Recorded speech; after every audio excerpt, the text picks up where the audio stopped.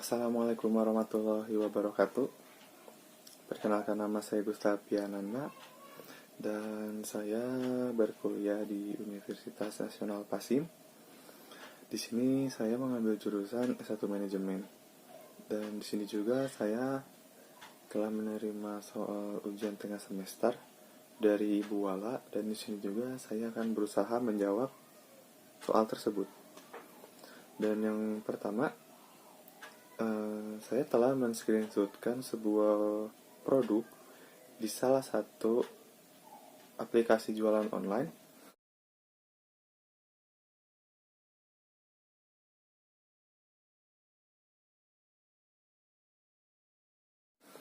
Dan di sini juga saya telah melihat ada diskon.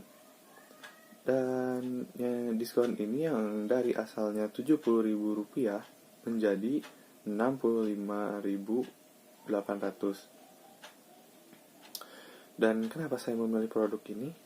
Sebab di sini saya telah tahu dan saya juga telah mengenal produk ini dari zaman saya masih kuliah di SMA.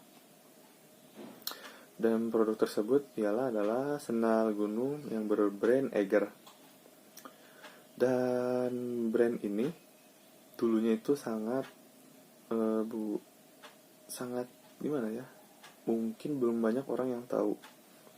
Sebab dulu orang mungkin mikirnya masih berpikir untuk kayak sendal gunung buat apa, sedangkan mereka berpikir mungkin ya sendal gunung buat ke gunung.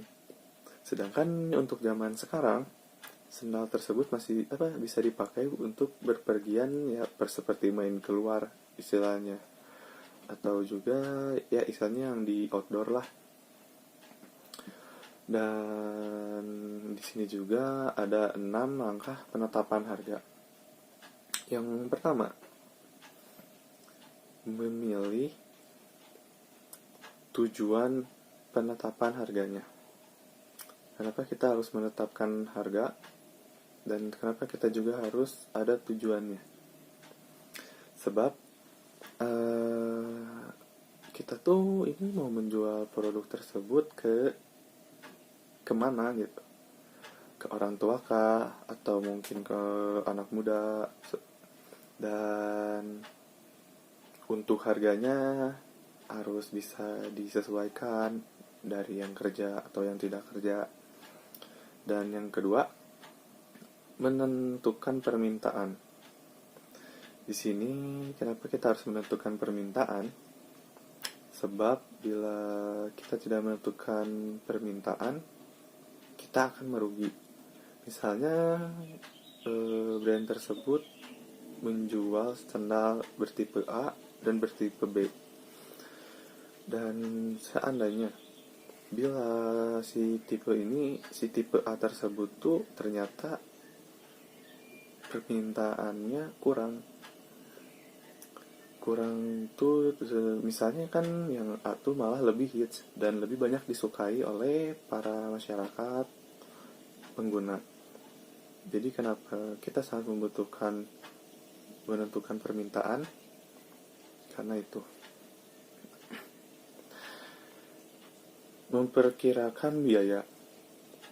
Di sini kenapa perusahaan harus memperkirakan harga? Kenapa harus memperkirakan harga? Sebab di sini juga harga tuh jangan asal membuat harga yang udahlah langsung aja 50 misalkan. Itu tidak bisa, sebab karena kita tuh harus menghitung yang namanya bahan mentah, dan kita juga harus menyesuaikan bahan mentah berapa dan bagaimana kita menjualnya ke masyarakat, dan harus bagaimana untuk menetapkan harganya. Dan yang selanjutnya, yang keempat, menganalisis di sini ya seperti dari biaya, bahan mentah, dan dari persaingan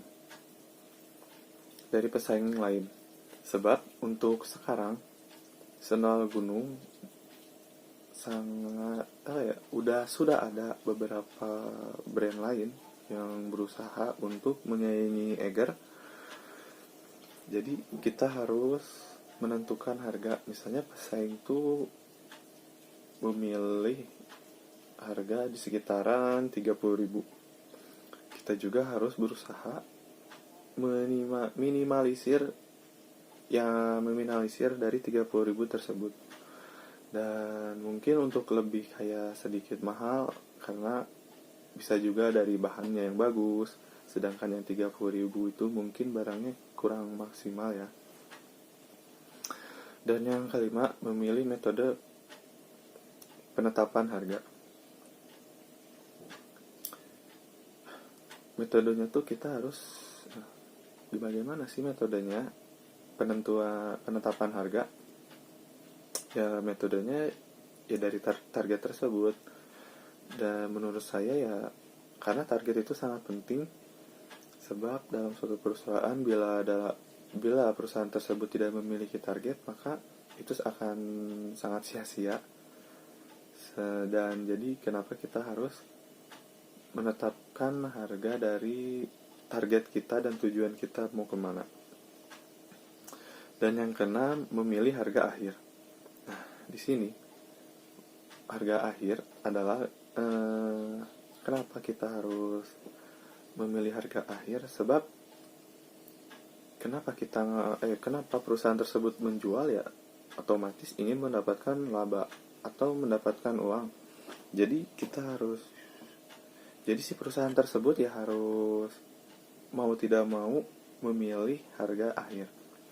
Entah dari setelah analisis dari segi bahan bakunya, bahan mentahnya, atau dari pekerjanya dan lain-lain.